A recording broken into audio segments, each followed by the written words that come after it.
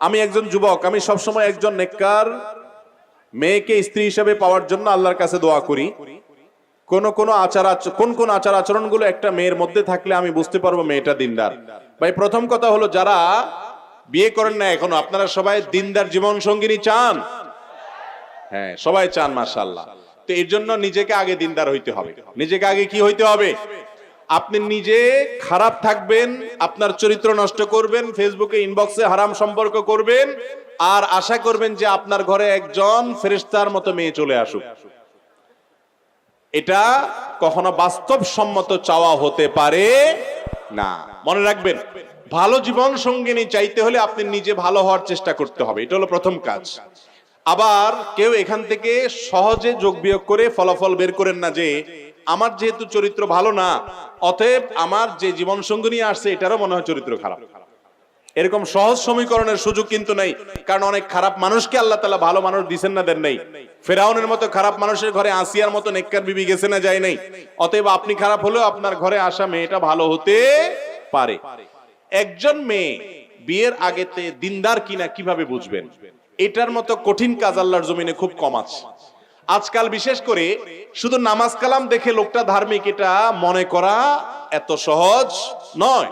বিশেষ করে পাত্রী নির্বাচনের ক্ষেত্রে সে ধার্মিক কিনা, আল্লাহ ভীরু কিনা, এটা বোঝার জন্য সর্বপ্রথম এবং প্রধান বিষয় হলো যে সেই মেয়েটা শতভাগ পর্দা মেনটেন করে কিনা। পর্দা বলতে বোরকা পরা না, পর্দা বলতে হাত মোজা পা মোজা না, পর্দা বলতে তার জীবনে সামগ্রিক ভাবে মাহরাম নন মাহরাম মেনটেন করে কিনা। মাহরাম নন মাহরাম মেনটেন বুঝেন?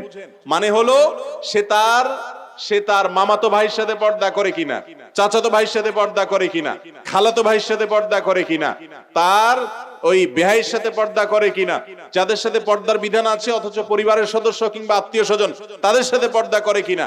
অনেক মেয়ে আছে বাহিরে বোরকা পরেন কিন্তু বাসা বাড়িতে আসলে পর্দার বালাই নাই। অনেক মহিলা বাহিরে পর্দা করেন, বাসায় এসে দেবরের সাথে পর্দা করেন না, এবং আত্মীয় স্বজনের মধ্যে যাদের সাথে পর্দা করতে হবে তাদের সাথে পর্দা করেন না। এটা কখনো সঠিক পর্দা হতে পারে না। একজন মেয়ের দিনদারিতার প্রধান দিক হলো তিনি আল্লাহর ফরজ বিধানটাকে বুঝে মানার চেষ্টা করেন, এক। দ্বিতীয়ত, ভালো মেয়ে বিশেষ করে দিনদারিতার একটা বড় আলামত হলো তার ভিতরে দুনিয়ার মোহ থাকবে না। কি থাকবে না? দুনিয়ার মোহ। অল্পে তুষ্ট থাকবে।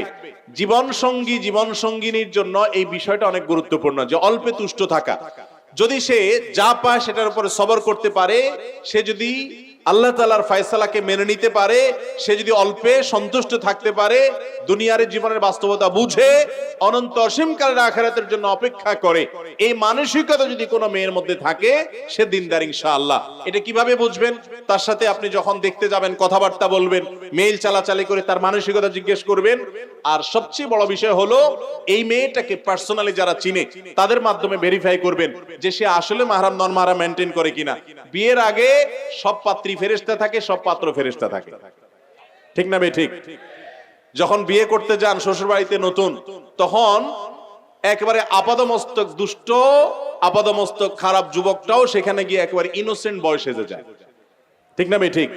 বিয়ের মজলিসে প্রত্যেকটা খারাপ মানুষ তার জীবনে বিয়ের মজলিসে যখন বসে তখন এত নম্র, এত ভদ্র, এত চুপচাপ, এত সে ভালো মানুষ হয়ে থাকে। শ্বশুরকে দেখলে সালাম, সবাইকে দেখলে সালাম, মনে হয় যে তার মতো ভালো মানুষ ফেরেশতা আর দ্বিতীয়টা নাই। অতএব বিয়ের ওই মুহূর্তের ভালো মানসিকতার কোনো মূল্য, এটা দেখতে হবে ব্যক্তিগত জীবনে ওই মেয়েটা কতটা ধার্মিক, কতটা ইবাদত গুজার, কতটা আল্লাহর ভয় তার অন্তরে লালন করে। অনেক মেয়েরা আছে নামাজ কালাম পড়ে কিন্তু চাহিদা অনেক, ঠিক একই কথা ছেলেদের মধ্যেও প্রযোজ্য। অতএব সে কখনো দিনদার বা জীবন সঙ্গী হিসাবে পারফেক্ট হতে পারে। এই জন্য এই বিষয়গুলোকে খেয়াল করবেন। এবং সর্বোপরি কোরআন এবং সুন্নাহর কাছে সারেন্ডার করার মতো মানসিকতা আছে কিনা। কোরআনে আছে, সুন্নাতে আছে, আল্লাহ তাআলার নির্দেশে আছে, রাসূলের হাদিসে আছে, আর কোনো কিছু বুঝাবুঝি নেই, আমি নিজেকে সারেন্ডার করে দিলাম, এ হলো মুত্তাকি, এ হলো পরেজগার, এ হলো দিনদার। এরকম জীবন সঙ্গী যদি পাওয়া যান তো মনে রাখবেন এটা হলো আল্লাহর জমিনে সবচেয়ে বড় অ্যাসেট, সবচেয়ে বড় সম্পদ, সবচেয়ে মূল্যবান এবং দামি বিষয় হলো এটা। নবী করিম সাল্লাল্লাহু আলাইহি ওয়াসাল্লাম বলেছেন, আদ-দুনিয়া কুল্লুহা মাতা, এই দুনিয়াতে সবকিছুই এমন করে আল্লাহ সৃষ্টি করেছেন যে এটার উপকারিতা আমরা ভোগ করি, উপভোগ করি, এনজয় করি। ওয়া খায়রু মাতা'আদ দুনিয়া আল মারআতুস সালিহা, যদি কারোর ঘরে একজন ধার্মিক, আল্লাহ ভীরু, আল্লাহকে চিনে এরকম একজন দিনদার মেয়ে আসে, তার জীবনে যে সৌভাগ্য হবে, সে যে সম্পদের মালিক হবে, এই রকম সৌভাগ্য আর কারো জীবনে হতে পারে না।